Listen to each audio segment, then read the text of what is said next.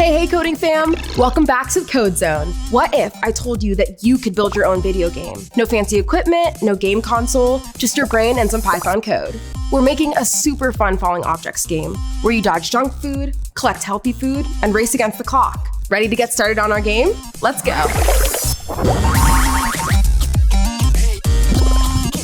Before we get started, have you liked and subscribed to the Black Girls Code YouTube channel yet? We are going to learn so much this season in the Code Zone, so make sure you like and subscribe so you don't miss any of it. Let's get back to coding. For our game, the objective is pretty simple. We want to catch as much healthy food as we can and avoid all that junk food. We've got a limited amount of time, so let's help our player be as healthy as possible, as much as possible, and as quickly as possible before time runs out. First things first, we'll want to get our starter project going on Replit.com. If you look in the description for this video, you'll see a link for our starter project. If you don't already have a Replit.com account, you'll need to sign up on this step in order to remix, aka fork, the project. It's helpful to begin with starter code because we don't want to write all of our code from scratch. Plus, some of the code is a little bit too advanced for us to go over right now. With our secret weapon starter code, we'll have a fun game up and running in no time. Once you're signed up and signed in and have remixed or forked the project, you should see a main.py file appear with 2 lines of code at the top. We'll leave that code alone and start typing underneath. Those lines are what we call Python libraries, aka the helper code from Python. You'll also see some code below. On my screen, it's orange. We can leave that code alone for right now, but later on we'll work with it. Just remember that all of your code to start with should be in between these 2 lines. Phew! Thank goodness we don't have to start everything from scratch. Thanks, Python! And thank you, starter code. Let's first create some variables we will need in our game. Variables are like storage containers that can store data. Let's add some starting variables. FPS stands for frames per second. It's used as a way to measure how smoothly your game is running. 30 is a good value for our game. Win width and win height set up how big our game window will be. 400 for each is a nice size.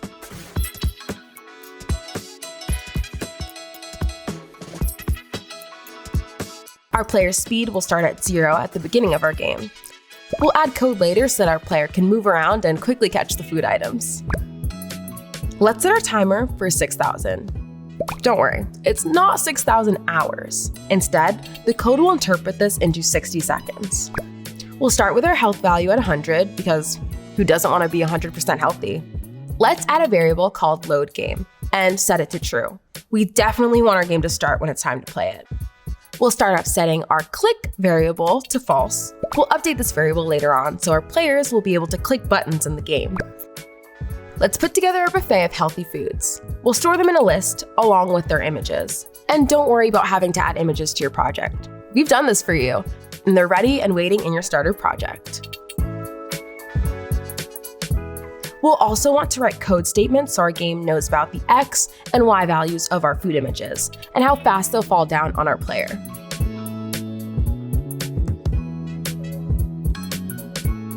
To make our game more fun, we'll surprise ourselves and have our code randomly drop food items at different places on our screen, just to keep us guessing. This code basically says that for every food item in our healthy food list, we want to make its X and Y values random, and we're choosing value ranges that make sure our food shows up on screen. We'll also make each healthy food item drop at a random speed between 1 and 3. That may sound slow, but wait till you've got a pizza slice and a bunch of bananas falling on your head. Now that we've added our healthy food, it's time to add our junk food too. Remember, our player wants to avoid the junk food, but we'll still want to add it to our game to make it more challenging. We can add similar code as we did for our healthy food, but this time for unhealthy food. Just as we explained during our healthy food section, we'll be adding our food images to a list, and we'll write code statements to store the X and Y values of our images. And as we did with our healthy foods, we'll add code for our unhealthy foods to drop down and randomly surprise us.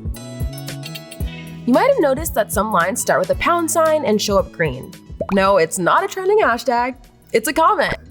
Comments are notes for ourselves that Python ignores. Use them to explain your code or leave reminders for later. Now let's add more code to build up our game. First up is adding code to show our timer. Python has a timer we can use in its Pygame library, and it's already in our code. We just need to start it up, or initialize it, init for short. The timer will use a clock, so we're telling Python we're ready to use that too. I'm going to add some formatting to my timer so it will have a nice looking font and show up properly on our screen by setting its X and Y values so that it will fit. And here I'll format my health status, similar to how I did my timer. Next, we'll want to add code to display our screen and game over font. Now that we've coded our health, timer, and game over text, let's add some code so that they show up on our screen. I mean, what's the point of having all of these cool features if we can't see them after all? In Python, we use def to define functions. Functions are ways of grouping our code together into different sections of activity. Here's how we'll write the functions for our health, timer, game over text, and any other text we need to show on our screen. While the code we added for our timer, health, and game over text was to format the font, the code on this step tells our program to display that text on screen. Let's not forget about our player. Can't play the game without one, right? We'll also want to program our code to get the X and Y values of our food types too. When our program uses these two functions, it will display an item from our food list on our screen using X and Y values to place it. We're only defining or creating the functions here, but later on we'll add code that will update the X and Y values of our food images so it will look like they're falling on our screen. Now, how will I be able to tell if my player is collecting healthy or unhealthy food? I'm going to add code to check if my player is touching, aka colliding with my food types. For that, I'll add some functions that will check when this happens. You'll see some if and else words as we code. This is us telling our game to make decisions and to know how to handle our collisions. There's some algebra under the hood of these functions to know if items are colliding, but the most important thing to understand are the defining lines of our new functions, the top lines. We use the def keyword, a special word from Python, to start our function definitions. The isCollision part of the function is our program checking to see if items are touching our player, either our healthy food items in our first function or our unhealthy food items in our second function. That's why, in parentheses, you'll see the X and Y values of the food and the player. We want to know if those values match up.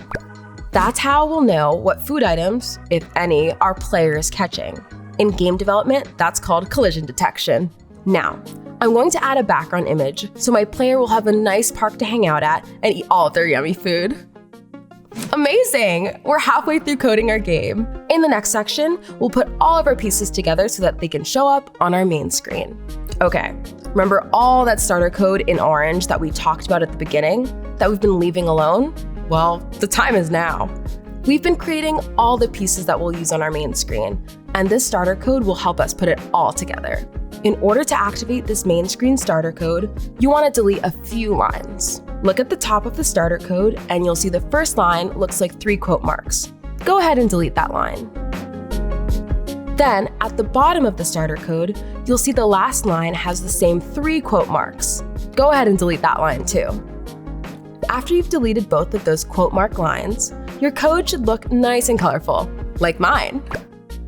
Whew, that really was a giant function, but we made it through. Before I go any further, I want to make sure my friends know how to play my game. Let's add an instruction screen with another giant function. We got this. The bulk of this function is mostly text. These are the instructions we'll provide for our players. At the top of the function, we see that the function will be used while the game is running, and we'll watch whether or not our player is clicking the screen.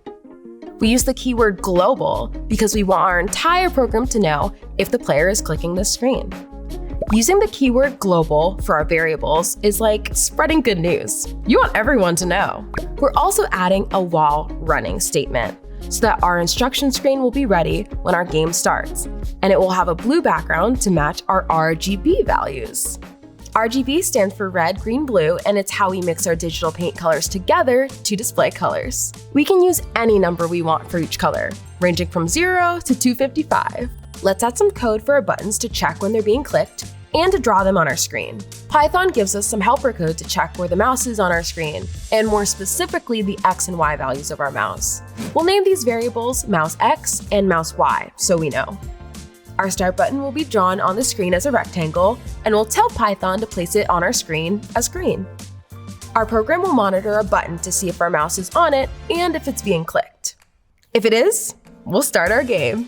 Underneath our button information, we'll add a code that will let us operate our instructions screen using common controls, like hitting the X on the window to exit or objects using the escape key to leave the game.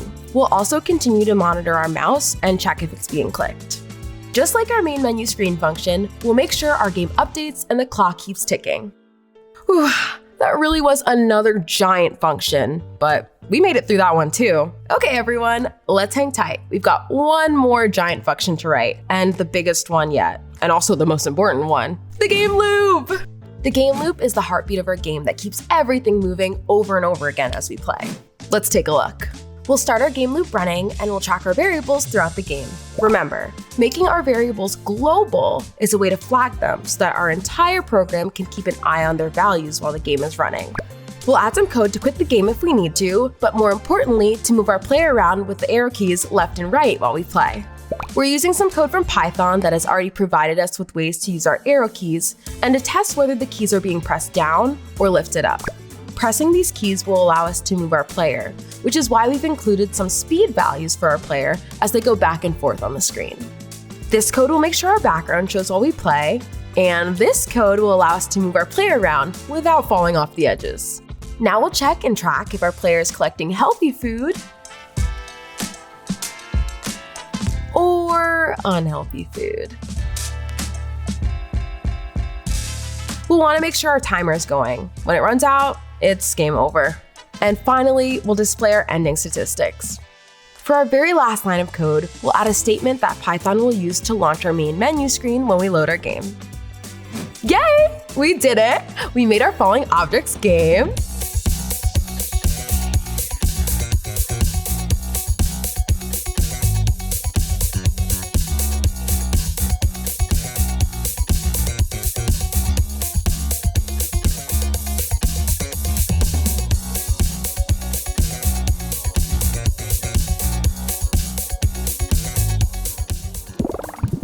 Great job, coders! We made a super fun falling objects game dodging junk food. Today, we learned how to remix a project in Replit, create game variables, add falling items, code player movement, detect collisions, and add a timer and game over screen. Now, you can use any of those skills to make any kind of falling object game you want. Great work today, coders! See you next time in the Code Zone.